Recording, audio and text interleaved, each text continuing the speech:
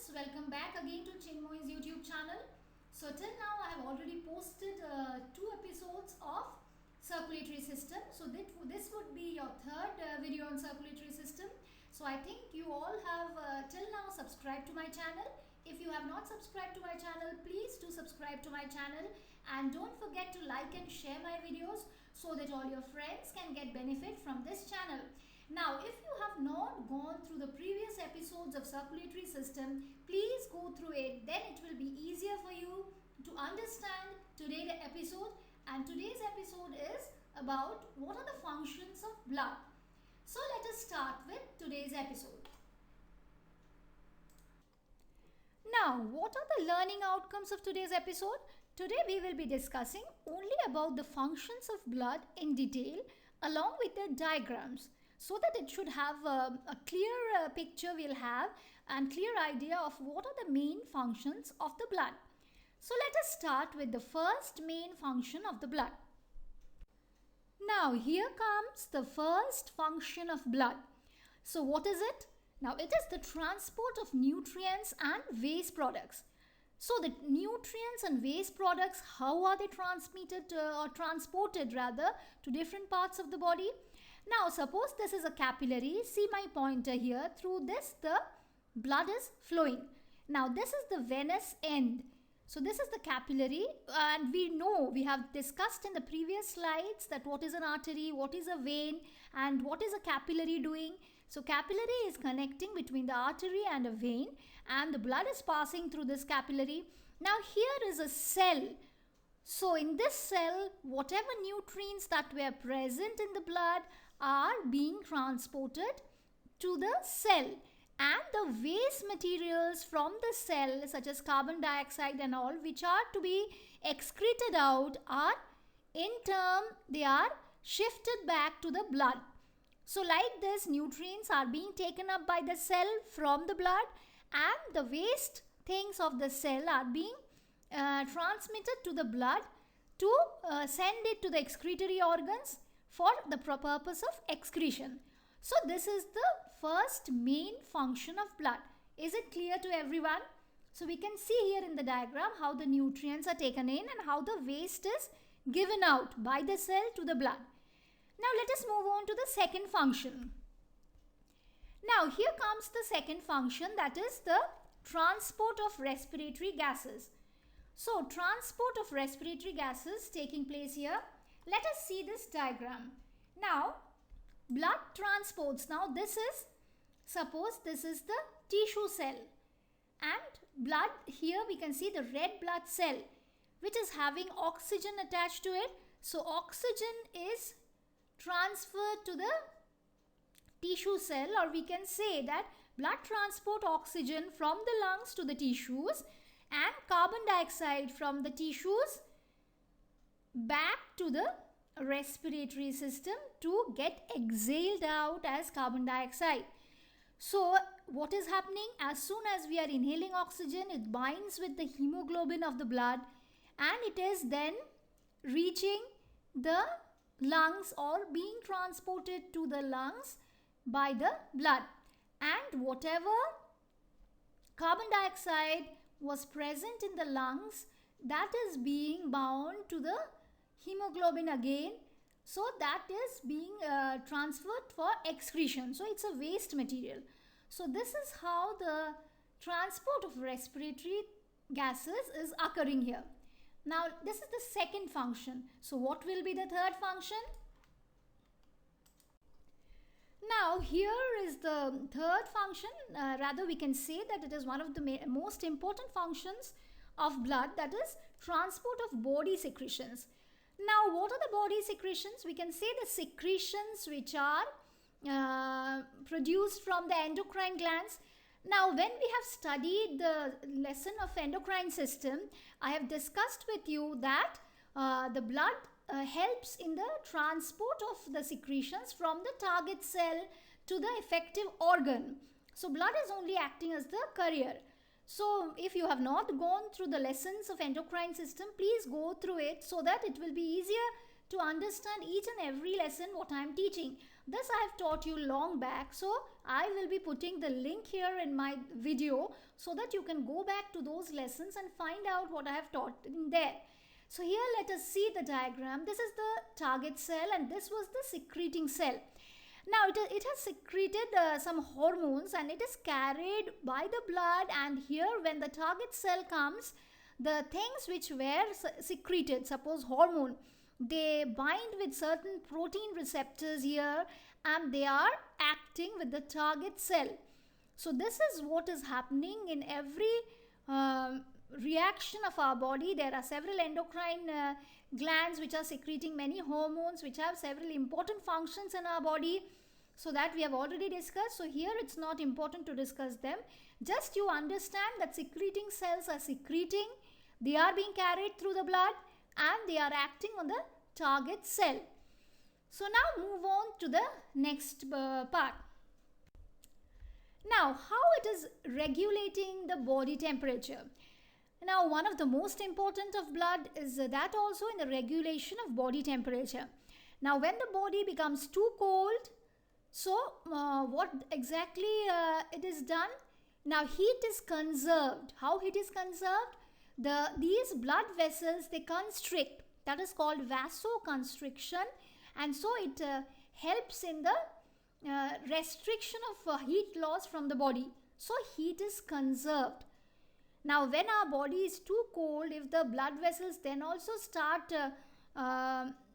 losing heat from the body, then it will lead to hypothermia or extremely cold condition for our body. So the vessels constrict, it causes vasoconstriction, and we conserve heat.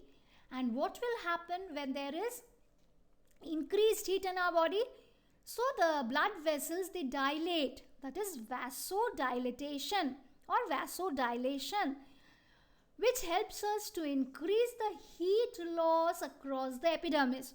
So when there is heat loss, the body will actually regulates its too high temperature to a normal temperature. So how come we can say that when hypothermia or fever, a person is having fever, this kind of process is done by the blood vessels to generally balance the body temperature or regulate the body temperature with the help of vasodilatation.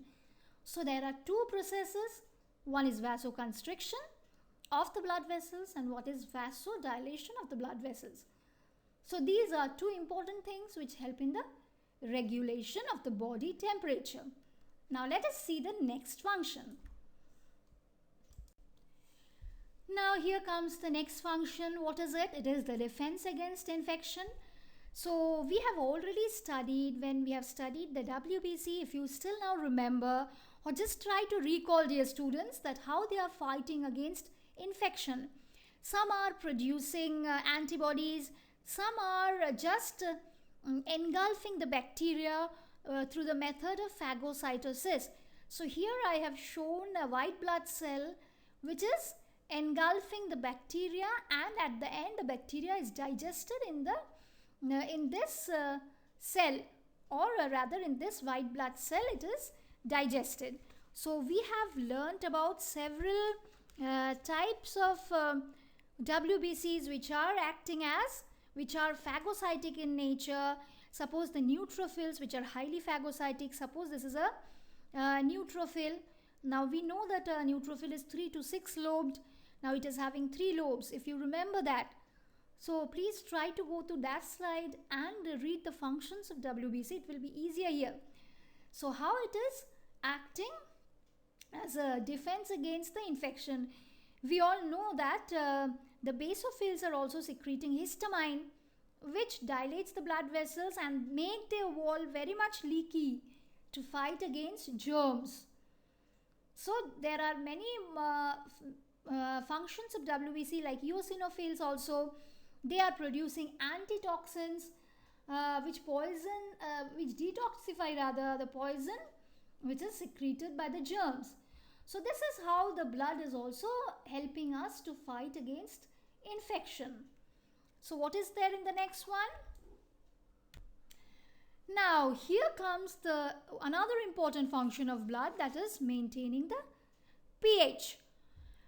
So how it is happening? Let us see. Now the plasma proteins are amphoteric in nature. So what is amphoteric? It is especially a compound, especially a metal or a hydroxide which is able to react both with a base and an acid in nature. Now blood contains large amount of carbonic acid, which is a weak acid. Now see this diagram. This is blood in capillaries. It is containing weak carbonic acid, that is H2CO3. This is carbonic acid. Now this weak acid, we can say that there is a bicarbonate and a base. They together maintain the pH of the blood at 7.4. Now if this pH, now here you can see this is the muscle cell. If more exercise is being done by the person, or in any other cases when there should be a pH balance, this carbonic acid in the blood helps to maintain the acid base balance in the blood, and it's being a weak acid and a bicarbonate and a base, they together maintains the pH of the blood. Now what will happen if the pH falls below 6.8 or 7.8 above? If it is goes, then one can become sick or a person can die. But generally the bicarbonate, this is the bicarbonate, it neutralizes excess of acids in the blood, while the carbonic acid neutralizes the excess base. So this is what is happening. The carbonic acid neutralizes the base as it is acid, and the bicarbonate is neutralizing the excess of acid. So this is what is happening in maintenance of pH in the blood, and this is quite important function. So please go through it and please read in your textbook what is written there and follow my video here, so that it will be a good reference to you for your learning of this pH. Please do go through all my previous functions also, so that it will be clear to you that what are the main functions of the blood. Let us move on to the next one. Now here let us see how the blood maintains the water balance. Now suppose, see my pointer, this is the blood vessel which is passing through the gastrointestinal tract. That only I have tried to take. Now there is a constant exchange of water between the circulatory blood and the tissue fluid. Here you can see that tissue fluid is the interstitial tissue fluid. That is between the cells of the intestine. There is interstitial tissue fluid, which in turn again flows into the cells. So this is how the constant flow of water between the blood vessels and the tissue fluid continues, and it helps to maintain the water balance in our body. Now whenever we are thirsty or whenever we are deprived of water, there is dehydration in the body cells, and we can see from externally also the skin will get very dry. We can see that the skin at times it will get wrinkled. We can feel that there is dehydration or there is loss of water from the body, but it has not been balanced by the intake of water. So this should be maintained between the blood and the tissue fluid. So we should drink enough water so that this water balance is maintained by the blood. Now the next one or the last one will be the clotting of blood. Now this clotting of blood, in the next episode or the next video, I'll discuss in detail. In this video, just remember it as a function of blood. So here what we can see, that this is a damaged vessel through which the blood is oozing out. The red blood cells, and the platelets are also there. It is oozing out. So prothrombin and fibrinogen are proteins of the plasma.